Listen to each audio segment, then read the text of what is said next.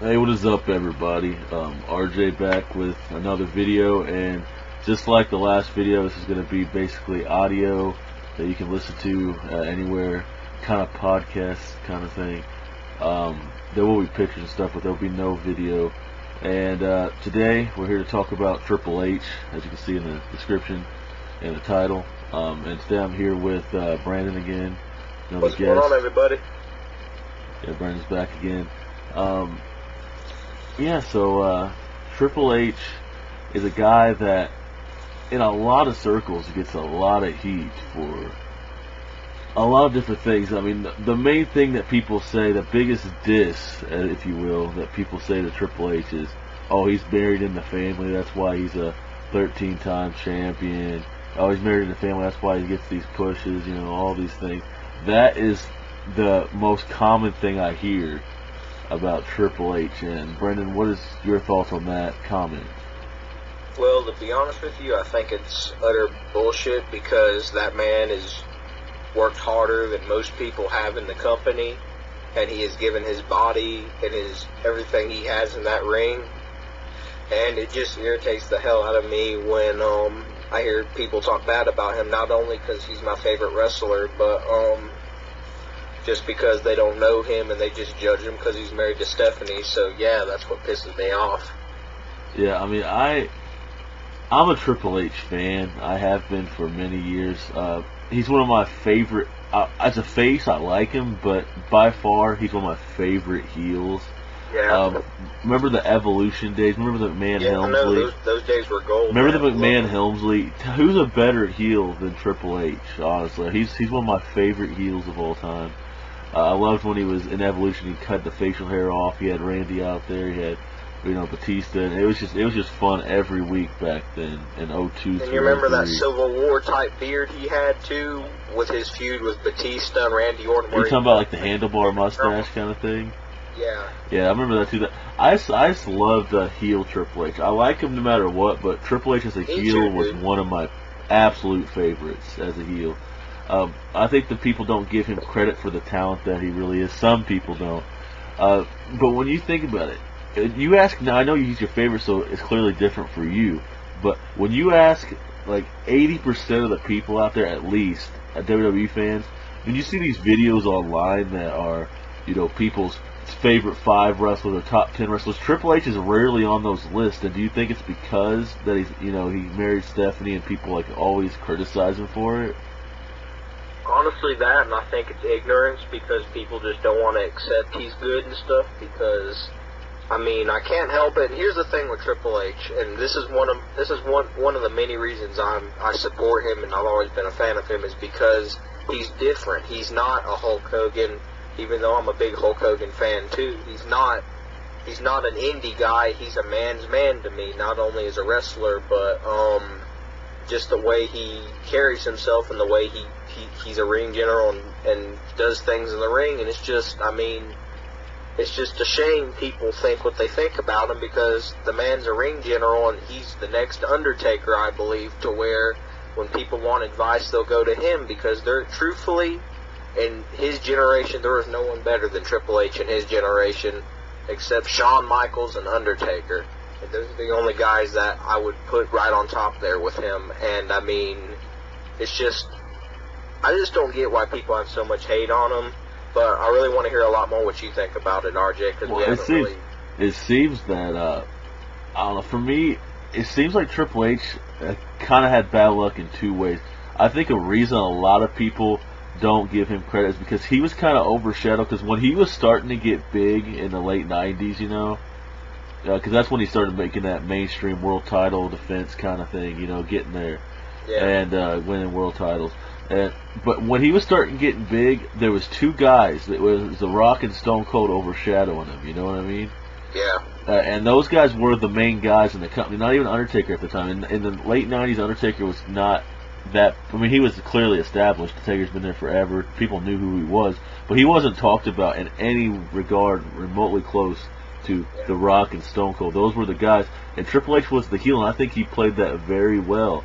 Yeah. But Triple H was always overshadowed by these 2 stars, and then when they left, he finally started getting his his due in the early thousands, with Evolution and stuff, and he was that guy. And then they had Lesnar and all these guys that were coming in. There was never a time where Triple H was just the guy, and I think that's one thing that people forget about, and that's probably why he don't get the credit that he deserves. One of the reasons, I think it's a combination of people saying, oh, he's married in the family, that's why he gets all this stuff. He has creative control of his own storylines. He has this, he has that. And I think that's one half of it. And the other half is the fact that he just had that his rise in the company was kind of overshadowed by other people's stardom. You know what I mean? And I think those two combinations is what got things the way they were. And for people that sit there and say Triple H is not a good worker, I mean that's just stupid to think about. Triple H, he's good at selling. You never hear him calling out his moves. Cena's one of those guys where if you're watching a match, you can hear him calling out his moves. If you have a surround sound on or something, you can hear him saying what's coming up next. I heard him at Survivor Series telling the ref to go over to the Rock real quick so that Miz and R-Truth can double team and stuff. I mean, Triple H is really as good as he says he is. I mean, he's a ring general, and he has had a lot of experience. And I think that people, I don't know, they go with the rumor mill and say, oh, because he's in charge of stuff. And yes, he is in charge nowadays to a certain extent. I don't know how much of control he's got. He's the executive vice president of everything right now, right next to Vince and Stephanie. So, I mean, he's definitely got a ridiculous amount of control, don't get me wrong, but I don't think he abuses it. You don't see him coming out there on Raw and saying, well, tonight we're going to have a title match.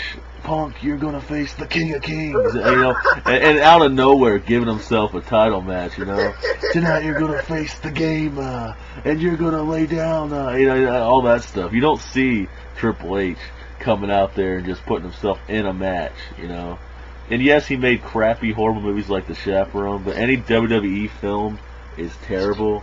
At least nowadays. I think the last good WWE film was probably The Marine, to be honest. How about you like Invincible with John Cena in it? Invincible? You mean Legendary? Yeah, that movie. Yeah, I like that too. I mean, I just think it wasn't an action movie or nothing. Chaperone was kind of like it was like the Magic School Bus meets some kind of Die Hard or something. It was ridiculous. It was ridiculous, but. But he had no facial hair, and he could have been a heel in that movie. Oh, he should have been a heel. Can you imagine him just pedigreeing the kids?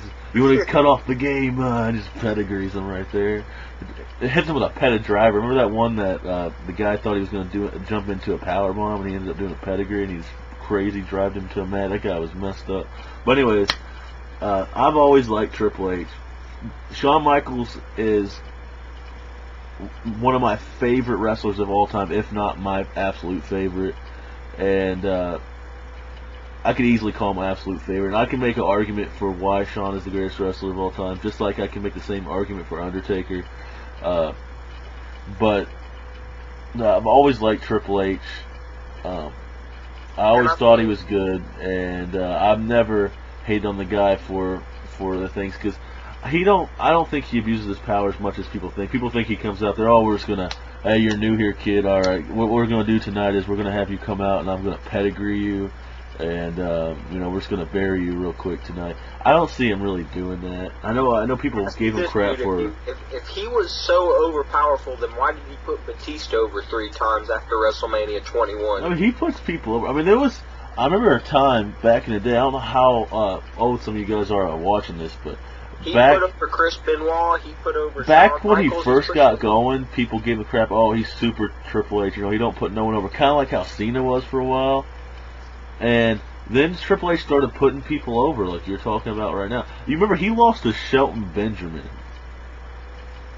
Yep. Who would put? Do you see Cena ever putting someone like Shelton Benjamin over? Nope. Yeah, I mean that's my argument. Even though Shelton Benjamin was a all right athlete, he just wasn't world champion material in my eyes. By the way, for all you guys listening to this, just leave a comment on the bottom about this stuff, so you can just pitch in on your take on our conversation, and just leave a comment and just tell us what you think.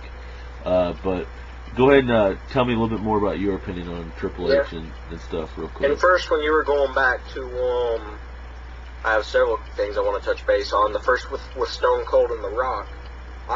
The thing with me is everyone thinks I hate Stone Cold and The Rock because of what you said, when really I don't hate them at all. They were just the people in the company and what appealed to the crowd. I would never hate them. If anything, I respect the world out of them, but to this day, I won't admit that they're better than Triple H, and I get a lot of crap for it all the time, but just, like I said, the way he works in the ring, and the way he cuts his promos, and the way he does with no flashy outfits or anything is, to me, what makes him the best wrestler in the company. And, I mean, it's just, I don't know, and also another thing I want to touch base on is the whole thing about how he doesn't put people over, like, for instance, like I said a few minutes ago, that thing with Batista in the 3 matches, actually it was 2 matches after WrestleMania 21. You have to give them a lot of credit over that, because that was a big risk, because they didn't know how it would go, and it turned Batista into one of the biggest superstars of all time. And the biggest thing, too, is people saying he won't put people... Watch the Hell in a Cell match he had at Vengeance 2005. Batista beat the living shit out of him, and spine busted him, and Batista bombed him over the steel steps and basically embarrassed him. So now tell me how he doesn't put people over, RJ. Well, the thing is, this is completely has nothing to do with that event that you're talking about now. But at WrestleMania this past Sunday, I mean, he took ridiculous bumps. That most people backstage, the younger kids, would not want to take those kind of bumps. I mean, people talk about Triple H and a lot of these older wrestlers, but Triple H, Rock, Undertaker, Stone Cold, even Cena for a while, Orton, these guys all were in the company back when it was a lot more brutal than it is nowadays. They had to blade up. They had to do all these things, take these big bumps. Nowadays, they don't bleed anymore, A lot of these guys coming in the company now, they don't have to worry about things like that. Cody Rhodes ain't got to worry about coming out there and just blading up in the middle of the ring or something. I mean, it's a lot softer of a sport right now. And Triple H and these guys all came through it when it was brutal. Unprotected chair shots, all kinds of things. Yep. And it's just crazy to me that people don't respect Triple H for what he's done in the ring. Put aside the fact that who he's married to. Put aside his personal life. The fact is, champion, no champion, when he's out there, he puts his body on the line every night. The guy tore his quad in a match and finished the match and then was hauled off. Yeah. I mean, that's kind of enough said in my book. That says what kind of character. I'm actually going to read you a quote Triple H said about how he wants to be perceived after his career's over. All right, go ahead. He actually had an interview in Miami about it. I'm actually pulling it up on my iPhone right now, so... All right, go ahead. Shoot. It's loading. Let me get to my profile. Shit. But, I mean, this quote he has, and when I read this quote, I mean, this is why he's the best in my book, and sorry, Facebook's being slow right now, but it's just, I mean, while this is... Okay, it's coming up now. Okay. But while that's loaded, I want to talk about something here. It's okay, it's pulled up now. You got it? Here's Okay, the quote he said. And the interviewer asked him, "How do you want to be perceived 20 years from now?" And this is what he said: "I hope they would look back on my career and say I gave everything that I had every single night to entertain them. That is what I perceive myself on in my career. If you pay $20 in a small arena somewhere in the middle of the U.S. to see Triple H, you got the same level of performance that you got if you came to a pay-per-view event. I tried to give them the same guy every night and left everything I had in the ring every night. I wanted to make sure I never took anyone for granted that spent a penny to see me. They've got everything I had, and I hope they enjoyed the show." Triple H, and they quoted Triple H. What do you think about that quote? I mean, I think that's genuine. I think he really believes that, and I think he really means that. But to get back to the marriage situation, because I know that's probably the biggest thing that people talk about, before he was married to Stephanie, he had feuds with Cactus Jack, Chris Jericho, The Rock, and Kurt Angle. He had feuds with Stone Cold. He had feuds with these guys. He was Intercontinental Champion. He had all these titles. He was King of the Ring. He was pushed, and he was a star in the company before he was married to Stephanie McMahon. Yep. And when they were married on TV, and when they had all this stuff going on, they were not married in real life at that point. Mm-hmm. So anything that he did up to that point, heck, he was still not married to Stephanie. So his push had nothing to do with his relationship with the McMahon family at that point. And here's the thing with Stephanie. What is so bad about marrying Stephanie? Yeah, she is Vince McMahon's daughter, but she is fine as hell. Why would he be marrying her to use her? She's definitely an upgrade from China. Yeah, I mean, that's an upgrade. Yeah, definitely. But I mean, he got that Undertaker upgrade from Sarah to McCool. That's an upgrade too. By the way, he just knocked the Undertaker. Undertaker just knocked her up, but getting back to the point. We got a little demon running around soon. The little demon. We have a little demon of Death Valley coming in. But she's an attractive woman, and she's a good woman, and I don't see why people put her down. I just think the reason they criticize Triple H is because they're jealous that their wrestlers aren't getting pushes, so they just want to make an excuse to why he's getting what he gets. They don't want to say that he works hard. They want to say he just gets everything handed to him. Let me ask you this. If he had everything handed to him, then why hasn't he won every match at WrestleMania, and why did he just lose the streak match? Now answer me that, RJ. I mean, he clearly probably could have ended the streak if he wanted to, with all he had to do is, because he's got so much control backstage, apparently, he can, I think he has a lot of respect for Taker, and I don't think he'd ever want to do something like that, to be honest. Yep, and people think that he doesn't care about anybody, when truthfully he cares about the company.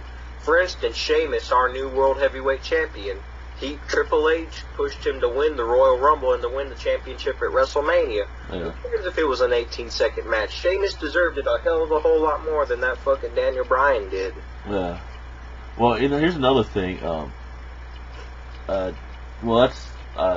like Daniel Bryan to an extent. He's definitely really small. That's the biggest problem Daniel Bryan's got. But I think we can make a video actually talking about Daniel Bryan, because I'm sure people would like to hear that in a separate topic. But my closing for Triple H is this. Triple H, just recently at WrestleMania 25, he got crap for quote-unquote, burying Randy Orton at WrestleMania 25, the last main event that Orton had. Yeah. If anyone that remembers that storyline, Orton had the better hand on Triple H for months. Stephanie getting RKO'd, Triple H getting tied to the the ropes, turnbuckle. I forget what it was. He was tied to something with the chains, the handcuffs. Week after week after week, Orton always got the better thing. He punted RKO'd or punted Vince McMahon or whatever. There was so much crap that they did. And the fact that people say he buried him at WrestleMania, watch the match over. Orton got, it wasn't just a one-way thing. It was a back and forth thing. Orton got the better of Triple H multiple times in that match. Heck, to start the match off, correct me if I'm wrong, but in the first minute, wasn't there an RKO? Yeah, there was, definitely. He RKO'd Triple H in the first minute of the match. And let me tell you something. And that's just people talking about Triple H. That's one of my favorite matches of all time, but in my opinion, even though Triple H won the match, he put Randy Orton over a lot in that match, even though he wasn't the winner. This is the last thing I'm going to say about it, and I'll let you have your closing for in this video. People go out of their way to make, if you don't like someone, like Triple H, people, they don't like him, they'll go out of their way because they resent the fact that he's married in the family and he's got creative control and stuff now. People will go out of their way to make problems and make people think like, oh, he's bad, or they'll go out of their way to insult the performance of Triple H. In my opinion, he's a good wrestler, definitely underrated in a lot of standards, and yeah, that's my final thought on it. I'll let you have your final thought before I end this video. My final thought is I'm going to put it in very few words because I don't want to go on about this because I know how I feel and I don't feel like I have to express it much, but I'm going to.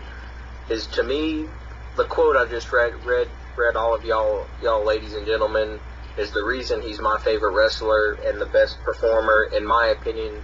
I mean, y'all can have your own opinion, but that's why I'm a Triple H fan, and that's why I look to him so much, and that's why, you know, he's a big person in my life and stuff, is because I know he cares about the fans, and I know he cares about the WWE, and I know he cares about the future, and I don't care what anyone says. To me, he's the best of all time, and you can say what you want, but that's one of the biggest reasons I love Triple H, is because he's the underdog, and he's always given so much shit to. That's why I'm always proud to stand up for him. For instance, when I took my belt to the Elimination Chamber, my WWE Championship with Triple H on it, and I got all kinds of rude comments, because I had the nameplate. Like, why would you put that nameplate on there? He's a jobber, and he has too much control, and that he wouldn't be nothing without Stephanie. And I told him, you know what?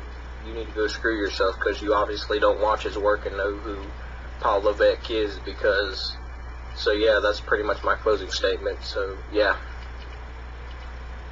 Alright. Well, anyways, everyone, thanks for watching this. Once again, my guest today was Brandon on the show. Thank you very much for having me again. Yeah, no problem. And thanks a lot for watching this, guys. Comment, subscribe. Please subscribe. Follow me on Twitter. Follow me on Facebook. All the media crap. We'll have more videos to come. I appreciate all you guys' support on these videos, and thanks a lot for watching.